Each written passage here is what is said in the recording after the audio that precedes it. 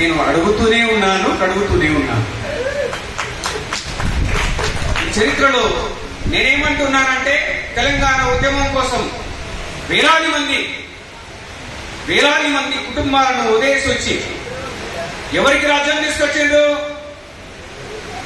దొరలకు రాజ్యం తీసుకొచ్చిండ్రు. దొరలకు రాజ్యం తీసుకురావడానికి ప్రధాన పాత్ర పోషించింది ఎవరు?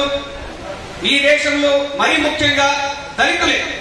దీంట్లో మెజార్టీగా 90% దళితులే అయి ఉంటారు. తెలంగాణ ఉద్యమానికి ఉదాహరణ మీద ఎక్కువని పిల్లలకు తల్లిదండ్రులకు ఎడవాసి వాళ్ళు పాట పాడితే తెలంగాణ ఉద్యమం వచ్చింది. తెలంగాణ ఉద్యమం వస్తే ఒక మాట మీకు ఒక ఉదాహరణ చెప్తాను.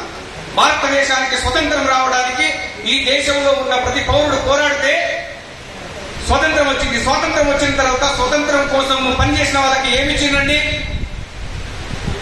జీతం ఇచ్చిండ్రా? పెన్షన్ ఇచ్చిండ్రా? పెన్షన్ ఇచ్చింది. కానీ ఆ పెన్షన్ దారు ఏ ప్రభుత్వాన్ని పొగుడుతూ పాట రాయలేదు, పాట పాడలేదు.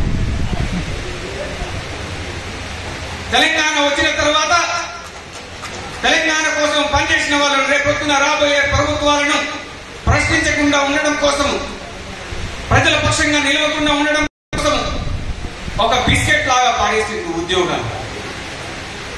ఈ రోజు చూడండి తెలంగాణ వ్యాప్తంగా ఎన్ని సమస్యలు లేవు.